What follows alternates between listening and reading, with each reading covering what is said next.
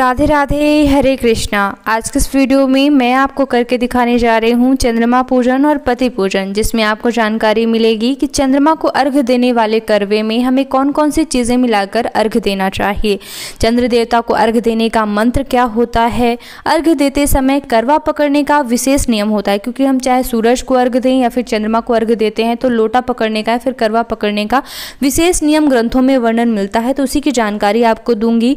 अर्घ देने के बाद अर्घ दिया हुआ जल हमें क्या करना चाहिए, सीकों का क्या करना चाहिए जो हम 4 सीके लगाते हैं। इसके अलावा पति पूजन के बारे में, तो उसमें जो है पति को तिलक किस उंगली से करना चाहिए, किस दिशा की ओर मुख करके पति का पूजन करना चाहिए, व्रत खोलने की विधि यानी पति पूजन के बारे में हमें कौन कौन सी बातों का विशेष तौर पर ध्यान रखना चाहिए, सारी जानकारी इस वीडियो में आपको मिलेगी। तो बने रहेगा इस वीडियो में लास्ट तक, क्योंकि अगर आप दिन भर व्रत कर रहे हैं, भूखे मेहनत कर रहे हैं, तो व्रत में कोई भी गलतियां नहीं होनी चाहिए।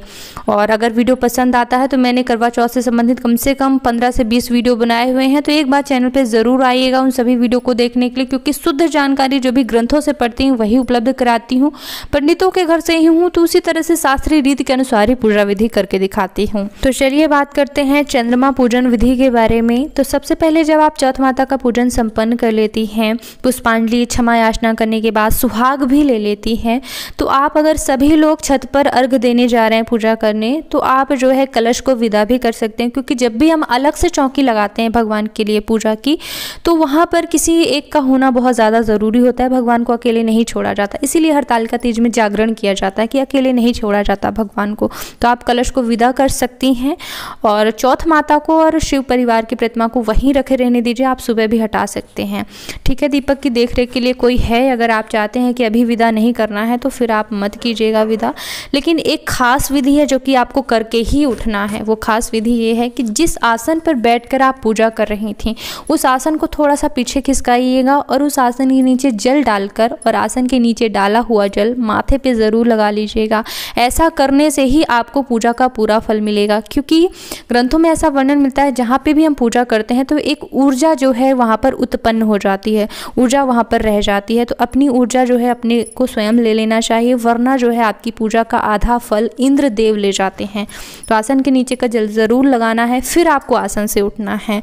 तो आप चंद्र पूजन की तैयारी कर लें, एक थाली सजा लें। तो चंद्र पूजन की थाली में क्या क्या रखना है मैं आपको वो सामग्री बता देती हूँ। जिस करवे में आपने जल भर के रखा था तो जल से भरा हुआ आप करवा रखेंगे, गाय का कच्चा दूध रख लीजिएगा, चावल, फूल, चंदन रख लीजिएगा, सुगंधित द्रव्य इत्र वगैरह भी ज़रूर रख लीजिएगा, साथ ही साथ धूप बत्ती, माचिस और एक दीप तैयार करके रख लीजिएगा। घी का दीपक गोल बत्ती वाला रख लीजिएगा, या फिर आप आटे से भी दीपक बना सकते हैं, चलनी रख लीजिएगा। साथ ही साथ एक बड़े पात्र में चंद्र देवता को अर्घ देना चाहिए, तो एक बड़ा पात्र भी लेकर के जाइएगा। धरती में चंद्र देवता को अर्घ नहीं देना चाहिए। इस तरह से आप चीज़ें सजा करके जो है छत में जाएं।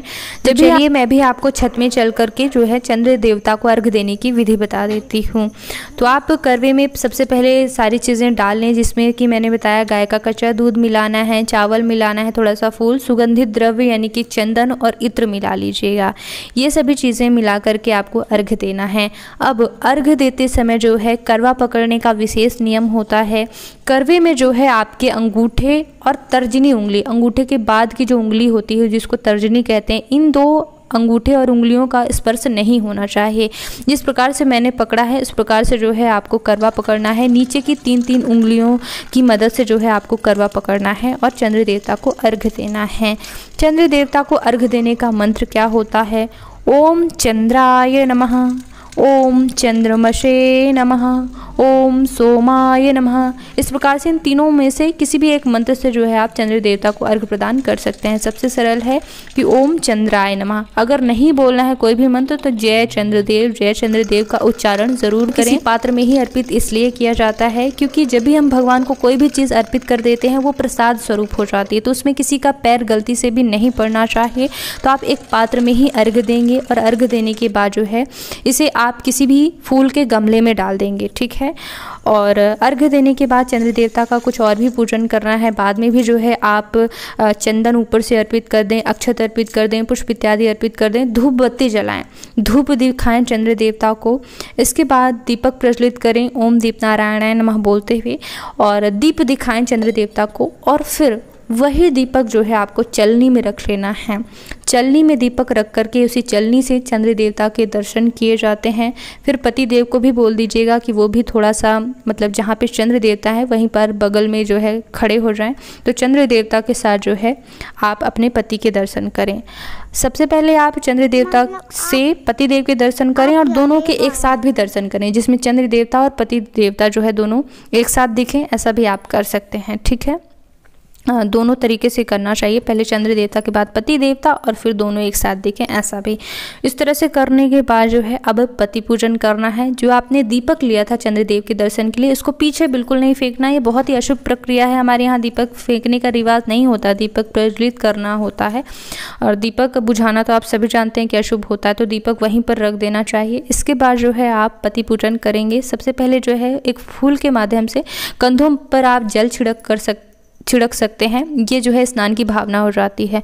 इसके बाद तिलक करना है, तो आप हल्दी मिला लें, हल्दी, चंदन और थोड़ा सा कुमकुम मिला लें। ठीक है, और इससे आपको तिलक करना है। तो अंगूठे और अनामिका उंगली की मदद से जो है आपको तिलक उठाना है। ठीक है, जो भी आप अक्षत तिलक रखे हों वो आपको अंगूठे और अनामिका उंगली की मदद से उठाना है। और तिलक अंगूठे से करना है, अनामिका उंगली को ऊपर खिसकाते हुए। आप स्क्रीन पर देख पा रहे होंगे, अनामिका और अंगूठे की मदद से तिलक करना है, तो अंगूठे को ऊपर खिसकाते हुए जो है और अनामिका उंगली को मतलब हटाते हुए अंगूठे को ऊपर खिसकाते हुए जो है आपको पतिदेव को तिलक करना है। ठीक है, तर्जनी उंगली से जो है पितरों की पूजा की जाती है और अनामिका से भगवान की, लेकिन जो है विजय तिलक कहा जाता है। अंगूठे से जो है मनुष्यों को तिलक कर सकते हैं, किसी भी सामान्य व्यक्ति का जो है अंगूठे से तिलक किया जाता है। इसके बाद आप थोड़े से फूल लेकर के और पतिदेव के हाथों में रख सकती हैं, फूल अर्पित करने की भावना, या फिर माला वगैरह हो तो वो भी जो है आप अर्पित कर सकती हैं। ठीक है, देखिए मैं तो सीमित करती हूँ, लेकिन अगर आप बहुत अच्छी तरीके से करना चाहती हैं, आपकी इच्छा है कि पूरे विधि विधान से पूजा हो, तो ये चीज़ें भी होती हैं, इसकी जानकारी मैं आपको दे रही हूँ। ठीक है, मैं तो सीधे तिलक लगा करके मिठाइयाँ खिलाती हूँ।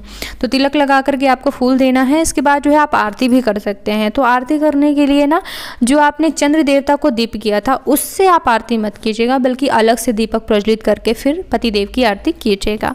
इसके बाद उन्हें मिठाइयाँ खिलाइएगा, वही मिठाइयाँ आप खा करके व्रत खोल सकती हैं। देखिए इस दिन जो है पति को देवता मान करके ही पूजा किया जाता है, तो आप जो है थोड़ा सा सम्मान के साथ उनको एक कुर्सी पर पहले बिठा दें, क्योंकि वो भी खड़े खड़े परेशान ना हो। पूजा करने वाला, हम तो व्रती हैं तो परेशान हो रहे हैं खड़े खड़े, तो वो अलग बात है, लेकिन अगर हम किसी की पूजा कर रहे हैं, सम्मान दे रहे हैं, तो उसको थोड़ा सा मतलब वो अच्छे से परेशान ना हो खड़े खड़े, तो उनको बिठा करके फिर पूजन करना चाहिए।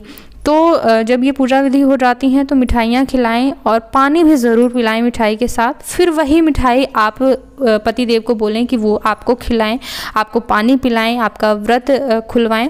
इसके बाद जो है आप पति से कोई उपहार ले सकती हैं। लेने का मतलब ये नहीं है कि आप उनसे बोलें कि आपने हमको उपहार क्यों नहीं दिया। अगर उनकी इच्छा है, एक सगुन है, देना चाहिए, लेकिन कोई ऐसा अनिवार्य नहीं है कि उपहार के बिना मतलब अब त्यौहार ही नहीं होगा। अगर वो देना चाहते हैं तो दे सकते हैं, आपने पूरा दिन व्रत किया है तो।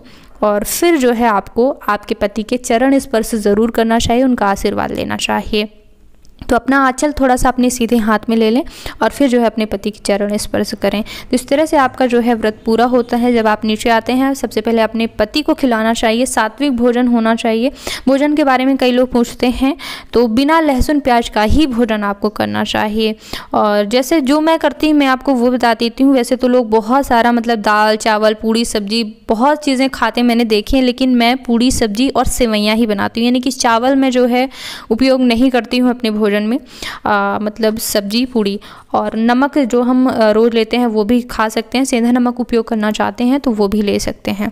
तो इस तरह से जो है पूरा भोजन, लेकिन सात्विक ज़रूर होना चाहिए। लेकिन पति को भोजन करवाने से पहले या फिर खुद भोजन करने से पहले एक चीज़ अगर संभव हो तो ज़रूर कीजिएगा। ये आप विनती भी समझ सकते हैं। वो क्या करना है आपको कि अगर आपके घर में कोई कन्या हो तो सबसे पहले आप उसको खिलाइएगा और एक पूड़ी रखिएगा, उसमें पूरा भोजन आप रख लीजिएगा जो भी आपने बनाया हुआ हो।